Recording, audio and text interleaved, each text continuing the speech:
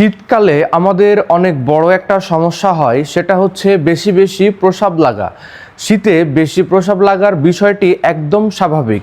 শীতকালে আমাদের শরীর ঠান্ডার সাথে মানিয়ে নিতে রক্তনালীকে সংকুচিত করে, বিশেষ করে হাত পা ও ত্বকের কাছাকাছি রক্তনালী। এতে শরীরের ভেতরের দিকে রক্তের চাপ সামান্য বেড়ে যায়। এই বাড়তি চাপকে স্বাভাবিক রাখতে কিডনি বেশি পরিমাণ রক্ত ফিল্টার করতে শুরু করে। ফল হিসেবে কিডনি বেশি প্রস্রাব তৈরি করে, যাকে বলা হয় কোল্ড ডিউরেসিস।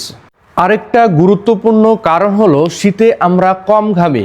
গরমকালে শরীর ঘামের মাধ্যমে অনেক পানি বের করে দেয়, কিন্তু শীতে সেই পথ বন্ধ হয়ে যায়।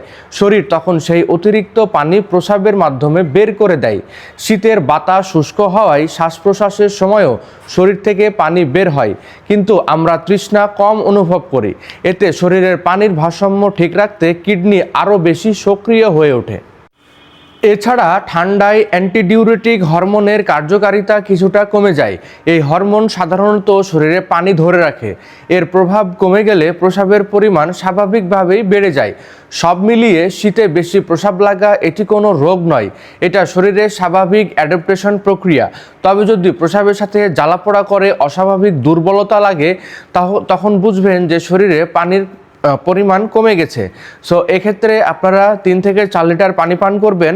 আর এই প্রবলেম যদি খুব বেশি হয়, তাহলে অবশ্যই ডাক্তারের পরামর্শ অনুযায়ী চিকিৎসা করাবেন। সো এইরকম শিক্ষণীয় ভিডিও পেতে ভিডিওটি লাইক করে দিবেন, শেয়ার করে দিবেন, আর অবশ্যই পানির পরিমাণ বাড়ায়ে কতটুকু শরীরের উন্নতি হচ্ছে তা আমাকে কমেন্টে জানাই দিবেন।